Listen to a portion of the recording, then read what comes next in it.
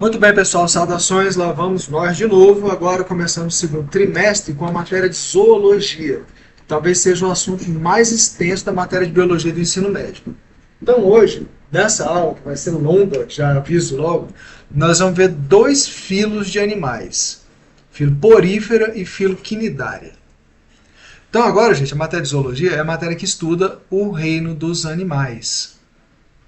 Nem todos os que estão demonstrados aí, tá? Mas muitos. Então, lembrando, tá? Sobre a origem. Acredita-se que os animais eles têm um ancestral comum com esses protozoários aqui, que formam as colôniazinhas, que são os protozoários coanoflagelados.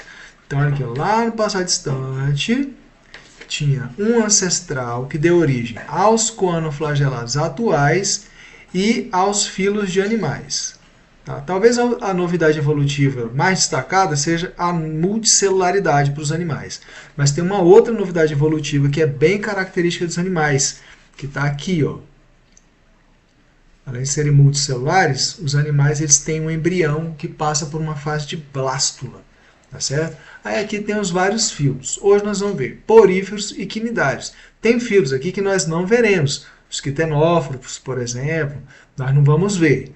Tá? Então, assim, nós vamos vamos fazer um apanhado geral dos filos mais importantes dos animais. Beleza? Então, em relação a protozoários, os animais são multicelulares e têm um embrião com fase de blástula. Os protozoários são unicelulares. E o que se acredita é que tinha um ancestral coanoflagelado que deu origem aos coanoflagelados atuais e aos animais. Bom, por que isso? Porque as esponjas, que é o filo de animal que nós vamos ver agora, o filo de animais mais simples, eles têm umas células, o tipo celular principal da esponja, tá, que é o coanócito, que é uma célula bem parecida com o coanoflagelado. Tá? Então são células que têm um colarinho, esse troço aqui, ó. Deixa eu fazer num outro desenho. Tem tipo um colarinho, e desse colarinho sai um flagelo. Então, tanto a esponja quanto os coanoflagelados têm uma célula bem parecida. Bom, então vamos começar aqui com o primeiro filo de animais, os mais simples. O filo porífera. São os animais mais simples de todos. Essa palavra porífera significa portador de poros. Tá? São basicamente quem? As esponjas. Esses animais eles não têm tecidos nem órgãos ainda. Se não tem tecido, não tem órgão. Tá? Então não tem. Na verdade a esponja é como se você imaginasse uma colônia de protozoários diversos. Tá? Mas não é, porque tem blástula. Tá certo? E é multicelular. Todas as esponjas são aquáticas e a maioria é marinha. Só lembrar lá do Bob Esponja, a fenda do biquíni fica no mar. Essas esponjas, todos os animais, esses animais todos, eles são sésseis. O que significa ser séssil? É um animal que vive fixo num substrato. Então aqui você está vendo um monte de esponja presa lá. Imagino que isso aqui seja um recife de corais. Tá? Então são animais fixos. A esponja, por ser fixa, o tipo de alimentação dela é o seguinte, ele é um animal filtrador, ele se alimenta filtrando a água do mar, ou dos lagos também, né? Rio, enfim, aqui eu botei do mar porque a maioria é marinha, mas enfim, filtrando a água. Deixa eu até tirar isso do mar aqui. Na medida que vai filtrando, ele vai capturando partículas de alimento que estão na água e a digestão é intracelular, importante isso aqui, tá? Porque o animal não tem ainda um aparelho digestório com um tubo onde ocorre a digestão. Então as células é que fazem a digestão individualmente. Então, olha só, aqui nesse desenho dessa esponja, tem uns pontinhos pretos. Esses pontinhos são os poros, chamados de ósteos também. Por eles a água entra, tá? E lá dentro, quem vai capturar partículas de alimentos são justamente os coanócitos. Tá aqui, ó, coanócito, a célula que tem um colarinho. Certo? Então, aqui nessa figura tem tipo assim, o que está desenhado aqui é um tipo de esponja mais simples, que tem essa cavidade grande aqui dentro, que ele está chamando de espongiocela, mas normalmente o nome que vai aparecer para vocês é átrio. Mas pode chamar de espongiocela também, logicamente. Então a ideia aqui da esponja é a seguinte, os coanócitos têm esse flagelo, na medida que os flagelos batem, eles puxam a água para dentro, pelos poros, tá certo? A água faz um movimento aqui, antes de sair, e aí eles acabam capturando partículas de alimento, que são esses pontinhos que estão representados aqui na figura, tá? partículas de alimento. Então, eles geram um fluxo de água e eles capturam as partículas de alimento. Inclusive, podem transferir alguns para esse outro tipo de celular aqui, ó, coanócito, tá, que eu digo. Coanócito, então, transfere também para esse outro tipo de celular aqui, que é o amebócito, que é uma célula multifuncional na esponja. Então, assim, na estrutura da esponja aqui, você está vendo esse átrio, que é a cavidade aqui interna, tem um buraco que comunica o átrio com o meio externo, um orifício, né, digamos assim, que é o ósculo, tá certo? Aí a esponja tem uma epiderme, que cobre ela por fora. Dentro, ela é coberta por essa camada que tem um monte de coanócitos. Nessa figura aqui estava até mais bonitinho. Aqui é a parte de dentro, tá, gente? Então tem um monte de coanócitos aqui. Os poros da esponja são formados por esses porócitos, que na figura estão desenhados de rosa. E entre essa camada interna, que tem os coanócitos, e a externa, tem uma chamada mesogleia. Aqui ele está chamando de mesoílo, mas mesoílo aqui é um termo que a gente usa para quinidários, tá? Então aqui é uma mesogleia.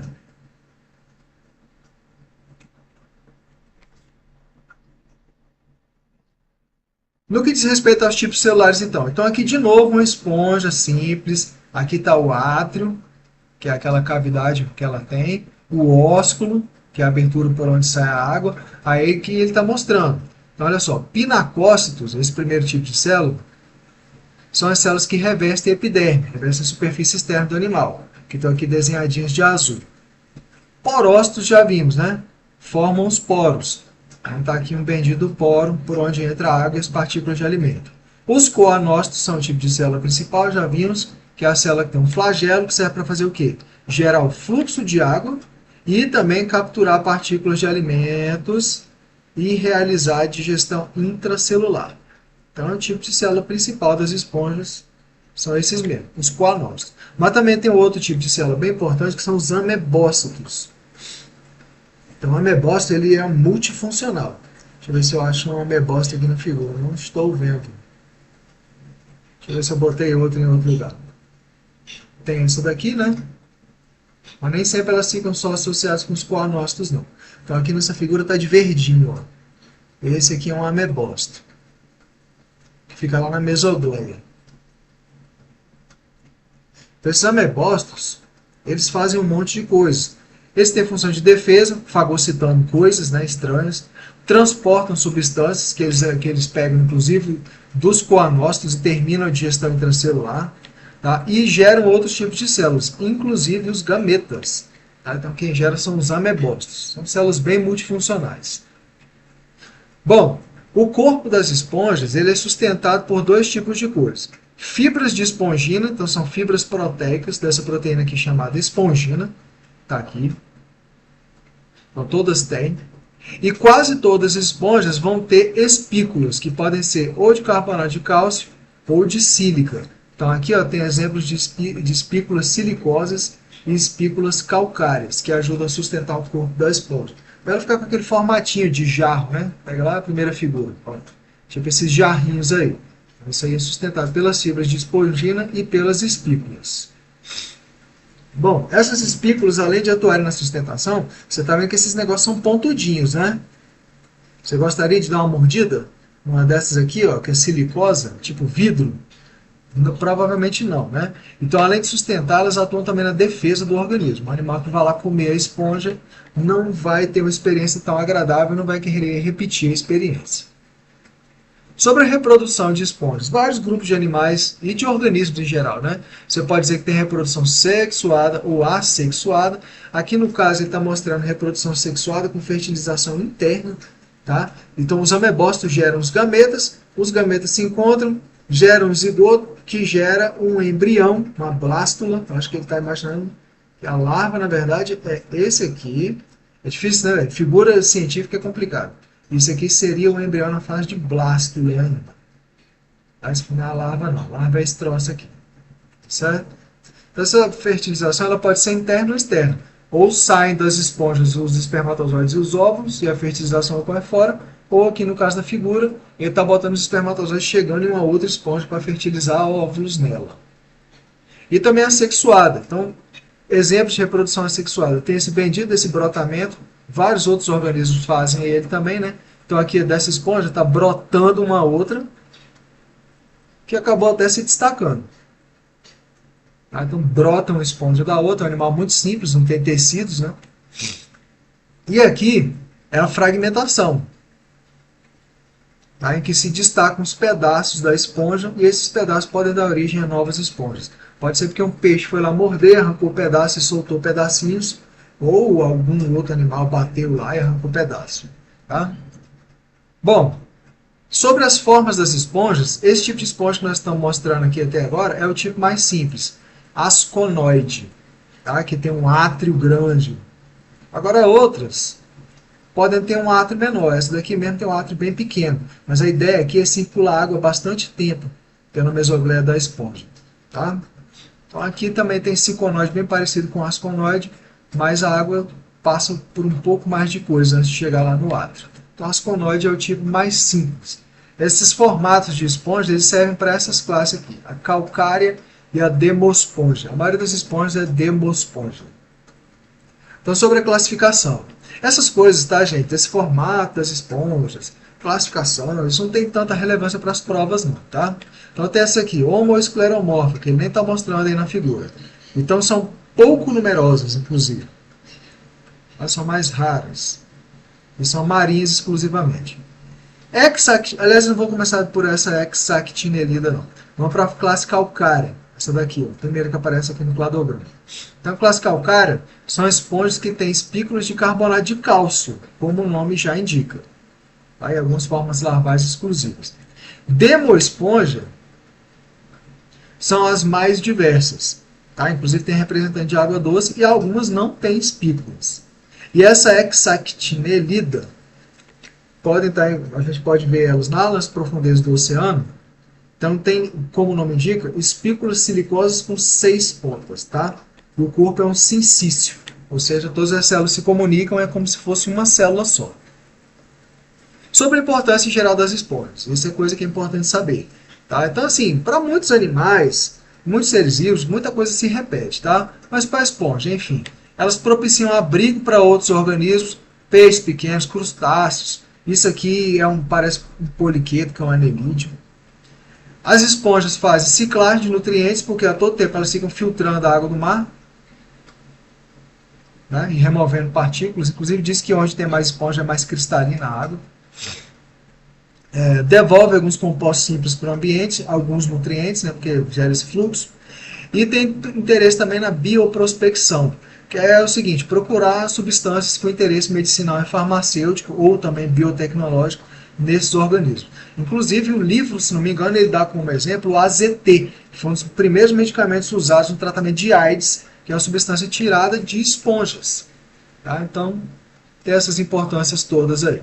Se existe até hoje, é porque serve para alguma coisa, né? E não só para o desenho. Beleza, vamos continuando aqui. Filo quinidário agora. Essa aula é mais longa porque tem que ver 2 filos. Então, quinidários são, assim, já são animais que conseguem se mover. Tá? Então, são as águas-vivas, caravelas, anêmonas, corais e ígreos. Então, aqui na figurinha tem águas-vivas aí. Assim como as esponjas, são todos aquáticos e a maioria marinhos. Aqui no cladograma, olha só.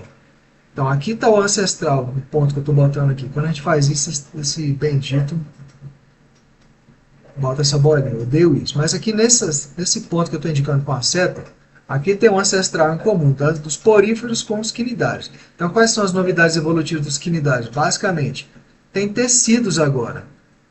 Tá? Eles têm tecidos, eles têm ectoderma e endoderma. Eles são animais classificados como diblásticos, porque tem 2 dos folhetos germinativos. Mesoderma ainda não tem, mas ectoderma e endoderma já tem. Tá? Então, são diblásticos, tem esses 2 folhetos germinativos, que são tecidos embrionários, a ectoderme e a endoderme. Ectoderme, que aqui na figura está desenhado de verde, gera o revestimento externo, o epiderme que ele tem, né, que o quinidário tem, e as células nervosas. Mesmo que vocês viram no ano passado na matéria de embriologia, ectoderme gera o sistema nervoso. Tá? No caso, os quinidários ele tem um sistema nervoso chamado sistema nervoso difuso. Tá? Então, assim, você imagina aqui a medusinha.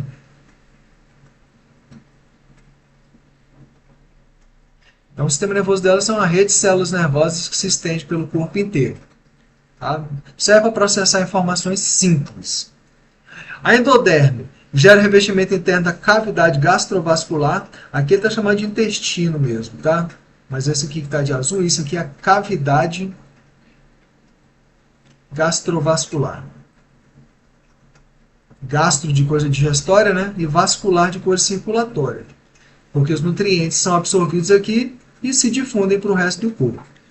E não tem mesoderme, como eu estou dizendo. Agora, mesoderme é o tecido embrionário que gera os músculos, por exemplo.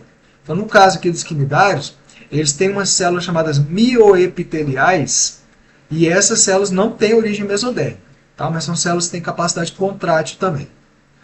Comparando com os poríferos eles são ablásticos, não tem simetria. Aqui nós vamos ver que os quinidários têm simetria radial, isso no caso adulto, né? E eles também não têm tecidos, não têm folheto germinativo. Então você não classifica como diplástico, triplástico, nada disso. Bom, então continuando aqui com os quinidários. Eles têm simetria. O que é simetria? O corpo deles pode ser dividido em um plano ou mais de um plano e gerar duas metades iguais. Então, por exemplo, aqui está o quinidário, tá? A esponja não tem jeito. Se você pegar assim e dividir, as metades geradas sempre vão ser diferentes. Às vezes a esponja é bem redondinha, bonitinha, organizadinha. Mas o adulto você pode admitir que ele é assimétrico. Não tem simetria. Já o quinidário, aqui no caso o coral, você consegue pegar esse plano e dividir aqui, aí você gera duas metades iguais. Você pega e divide nesse plano aqui, ó, por exemplo, aí você gera essa metade e essa iguais, e assim por diante. Então eles têm mais de um plano de simetria. Simetria é dita radial. Tá? Simetria radial. E aí para frente nós vamos ver que os animais eles apresentam simetria bilateral. O próximo o próximo filo de animais que nós vamos ver já começa a simetria bilateral, que são os animais que têm cabeça, que é a região onde vão se concentrar estruturas sensoriais. Bom, detalhes, tá? Essa classificação de simetria radial, assimétrico e tal, é para o indivíduo adulto. Tá? Então, o porífero adulto não tem simetria, mas a larva tem. Então, tanto a larva dos poríferos quanto as larvas dos quinidários têm simetria bilateral. Tá? Porque elas precisam nadar para encontrar o lugar para ficar. Então, geralmente quem tem simetria... Geralmente não, né? Quem tem simetria bilateral tem a região de cefalização, onde se concentra nos órgãos dos sentidos, tá? Para encontrar um determinado local. Bom, os quinidários eles têm um ciclo de vida com alternância de gerações. Vixe, que nem estava lá na planta... Mais ou menos. Lá nas plantas, essa alternância de gerações é a alternância entre geração que tinha um indivíduo haploide, adulto e haploide, que era o gametófito, né? E outra geração que tem um indivíduo diploide adulto, que é o esporófito. Aqui é o seguinte, a geração é uma geração que é fixa, que é o pólipo, é um indivíduo fixo, e a outra geração é um indivíduo móvel, que é a medusa. Então, o pólipo é a forma fixa, é céssio, vive fixo no substrato. E normalmente tem reprodução assexuada. Já as medusas são as formas móveis. Tá? Consegue se locomover por aí, nadar. E normalmente tem reprodução sexuada. Então aqui nessa figura ele está mostrando um tipo de pólipo que se reproduz por estrobilização. É uma modalidade de reprodução assexuada. O pólipo é como se fosse uma torre de medusinhas, que aí vão se desprendendo na forma larval, que é chamada éfira, aí se desenvolve na forma adulta, de medusa. Aí as medusas, essa e uma outra, deixa eu desenhar uma outra, produzem os gametas, esses gametas se unem, geram o zigoto, geram uma larva, a larva cai não, né? Encontra algum lugar, sai nadando, encontra algum lugar e se desenvolve na forma de pólipo. Então, pólipo é fixo, é céssio e geralmente se reproduz assexuadamente. A medusa é a forma móvel e geralmente tem reprodução sexuada. Tá? Nem todos eles têm esse tipo de pólipo aqui em que ocorre essa estrobilização, não. Tá? Isso aí varia de grupo para grupo. Bom, aqui está mostrando a estrutura do pólipo e a estrutura da medusa. Então, assim, um é como se fosse o outro virar de cabeça para baixo, só que o pólipo é fixo. Então, o que acontece? Ambos têm uma boca, tá aqui uma boquinha, primitiva, mas é uma boquinha. O que ele está chamando de celéntero aqui, ó, é porque, inclusive, celéntero era se refere ao nome que era do nome do filo anteriormente, celenterata. Mas, enfim, isso aqui, ó, a cavidade gastrovascular.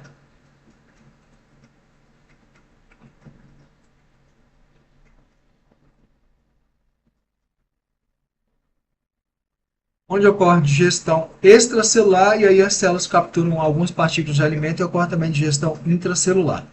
Então, olha só, no corpo do organismo tem uma ectoderme que cobre ele por fora, uma endoderme que cobre por dentro. Entre as duas tem uma mesogleia. Mas, na verdade, mesogleia é um termo que usa mais lá para as esponjas. Aqui o termo mais comum é mesoílo. Tá? Essas figuras são as bens. Ainda bem que a gente também não cobra nesse nível, né? Mesoílo. Tá? Aqui está mostrando o pólipo se reproduzindo assexuadamente por brotamento, tem tecido reprodutivo, enfim, uns tentáculos que servem para capturar alimento. Aí se repete a mesma coisa, tanto no pólipo quanto na medusa. Tá? Bom, sobre células e tudo mais, aqui tá, só para mostrar, aqui tem uma epiderme, que tem origem ectodérmica, a gastroderme, que cobre a cavidade gastrovascular, tem origem endodérmica, e aí das duas tem essa bendita mesogleia, que inclusive funciona como esqueleto hidrostático. É uma camada gelatinosa. Você já viu o nome da medusa escrito em inglês aí, né? Da água viva. Como é que é? Jellyfish. Peixe, entre aspas, gelatinoso. É porque tem essa mesogleia aí que funciona como esqueleto hidrostático, tá? Nessa figura que tem do lado aí, está mostrando de novo a medusa, o pólipo, e está mostrando em destaque aqui um porte do tentáculo, que a gente pode ver a epiderme, a mesogleia, e aqui dentro a cavidade gastrovascular coberta por essa endoderme aí, tá? Que é uma gastroderme. Então, assim, o tipo celular principal dos quinidários é esse bendito desse nematocisto, tá? Que nós vamos ver aqui já já. Lembra que lá no nematocisto, não, perdão, quinidócito. Tá vendo? É uma confusão danada. Nematocisto é uma estrutura que o quinidócito tem. Deixa eu escrever aqui. Essas figuras acabam com a minha raça. Então não é nematocisto, não é o nome da célula, não. Nematocisto é tipo uma organela que ele tem. Então vamos ver aqui. Ué, estou falando de novo de célula, enfim. Aqui é mostrando um corte só para mostrar a ectoderme e a endoderme. A mesogleia entre ambas. Na ectoderme tem os quinidócitos, que é o tipo celular principal.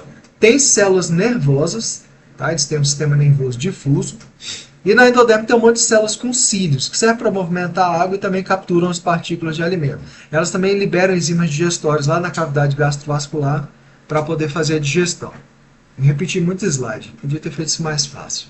Mas bem, entre os tipos celulares então, a gente destaca esses quinidócitos.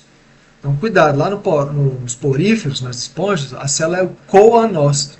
Aqui é quinidócito. Então o quinidócito é o seguinte, é uma célula que tem uma estrutura, uma cápsula, que é o nematocisto. Cisto é cápsula mesmo. E lá dentro desse nematocisto tem um filamento enrolado. Tá? O quinidócito também tem um gatilho, que é o quinidocílio. Quando alguma coisa toca esse quinidocílio, o que acontece? Ele dispara esse filamento que está lá enrolado. Esse filamento ele é urticante. Dele saem substâncias tóxicas. Tá? Essas substâncias tóxicas servem tanto para se defender, quanto para capturar um predador. Capturar uma presa. Tá? E normalmente eles estão concentrados na região dos tentáculos. Beleza? Então, o tipo de célula principal deles é o quinidócito. Dá para não fazer que nem a figura fez e quase me pega, de confundir nematocisto ou filamento, tá? Ou chamar a célula de nematocisto. Não é. Nematocisto é a cápsula que a célula chamada quinidócito tem e é onde está o filamento urticante enrolado. Tá? Bom, sobre a digestão. Ele ainda é primitivo, então a digestão ainda tem muito de intracelular. Tá? Mas agora já tem digestão extra e intracelular. Então, assim, essa figura é difícil achar figuras, mas essa daqui pelo menos está boazinha. Então, lá na cavidade gastrovascular, o que acontece? Ampliado aqui, ó, as células que tem lá cobrindo, células de origem endodérmica, elas liberam enzimas. Então, por exemplo, vamos supor que essa hidrazinha aqui capturou um peixe, ou aqui no caso capturou um microcrustáceo. Tá? Então, elas liberam enzimas que vão digerir parcialmente o corpo dessa presa e vão gerar umas partículas de alimento menores. Aí, essas partículas menores são fagocitadas pelas células que vão terminar a digestão de maneira intracelular. Então a digestão é extra e intracelular. Começa fora das células, termina dentro das células. Sobre o sistema nervoso, então já vimos, né? É do tipo difuso. É uma rede nervosa que se espalha pelo corpo do animal inteiro. Isso aqui que está sendo mostrado na hidrazinha aí. Então não tem uma região centralizada. Tá? Eles não são capazes de comportamentos complexos, coisa muito complicada não. São, assim, é um sistema nervoso que serve para poder realizar funções mais básicas mesmo. Tá? Bom, sobre classificação, que é uma parte que nas provas não tem tanta relevância não, mas enfim. Então, antozoários são as anêmonas e os corais. Não tem fase de medusa e os corais eles têm um esqueleto de carbonato de cálcio, que forma aqueles recifes lá. Sifozoários, é o último ali na figurinha, são as águas-vivas em geral. Então são quinidários que eles têm a fase de medusa e a fase de pólipo, mas o pólipo é muito reduzido, você quase não vê. Cubozoários são as cubomedusas. São as medusas que têm toxinas muito potentes. Inclusive podem ter olhos esses aí, olho com lente mesmo. Outros podem ter ocelos, esse aqui tem olho com lente. Tá? Hidrozoários são as caravelas e as hidras, e aí não apareceu na figurinha, mas tem também esses mixozoários, que são parasitas, tá? Que podem se hospedar em peixes e outros invertebrados. Então tem muita diversidade, né? Bom, sobre a importância. Quinidário e porífero também, né? Aliás, vários outros grupos de organismos. Podem ser usados como indicadores de qualidade da água, pois, por exemplo, se a água está com qualidade ruim, você não vai ver esses quinidários lindos e tudo mais. Tá? E a grande importância deles mesmo, depois de relevância para a prova, é formar os recifes de corais, que é o que está aí na figura. Que são os ecossistemas que dão suporte a um monte de tipos de organismos, peixes, outros invertebrados e tudo mais. E também os corais eles minimizam a erosão que as ondas causam na costa. Tá? Bate no recife de coral, não vai afetar lá a costa. Então, pessoal, é isso aí por hoje. Bons estudos para vocês.